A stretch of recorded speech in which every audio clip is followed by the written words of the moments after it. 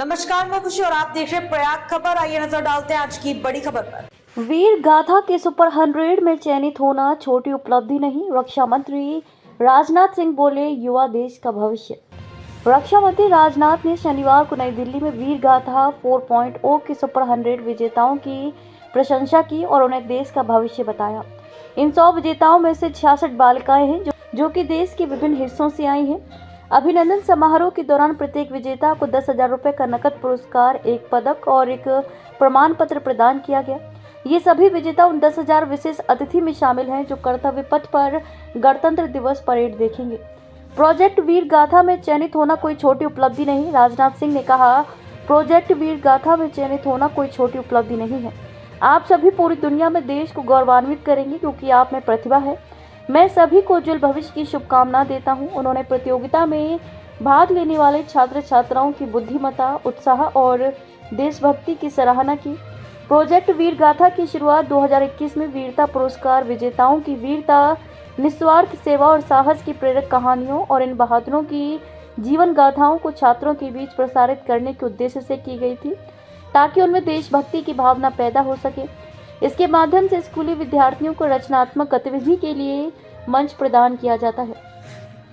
4.0 के सुपर 100 विजेताओं में से 2/3 लड़कियां। राजनाथ सिंह ने इस बात पर प्रसन्नता व्यक्त की कि वीर गाथा 4.0 के सुपर 100 विजेताओं में से 2/3 लड़कियां हैं। उन्होंने मणिपुर की 10वीं कक्षा की छात्रा नेम नेनेंग का विशेष तौर पर उल्लेख किया, जिसने बचपन में ही अपने माता पिता को खो दिया था। रक्षा मंत्री ने कई कठिनाइयों के बावजूद अपनी पढ़ाई नहीं छोड़ने और विजेताओं के बीच स्थान हासिल करने के लिए उनकी दृढ़ता की प्रशंसा की।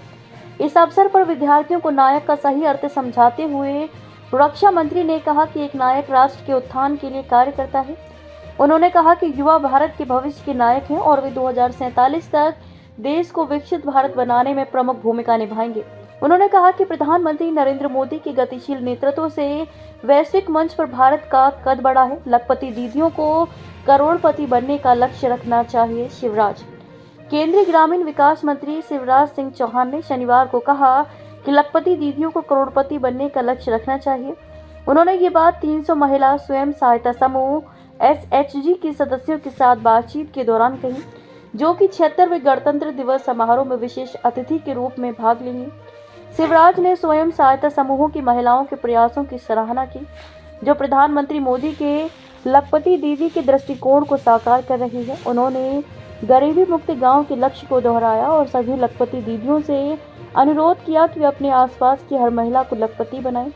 ग्रामीण महिलाओं ने अपनी कहानी साझा की। केंद्रीय ग्रामीण विकास राज्य मंत्री चंद्रशेखर पेम्मासानी ने कहा कि प्रधानमंत्री का विकसित भारत का सपना अब हकीकत बन गया है। उन्होंने अनंतपुर जिले की राजेश्वरी दीदी की प्रेरणादायक कहानी भी साझा की, जिन्होंने SHG से ऋण लेकर एक छोटा बाजरा रोटी बनाने का व्यवसाय शुरू किया। आज वे सालाना 9 लाख रुपए कमाती हैं और दूसरों के लिए रोजगार उत्पन्न कर रही हैं। अब तक के लिए बस इतना ही। फिर होगी आपसे मुलाकात ऐसी एक और खबर के साथ। तब तक के लिए नमस्कार और देखते रहिए प्रयाग खबर।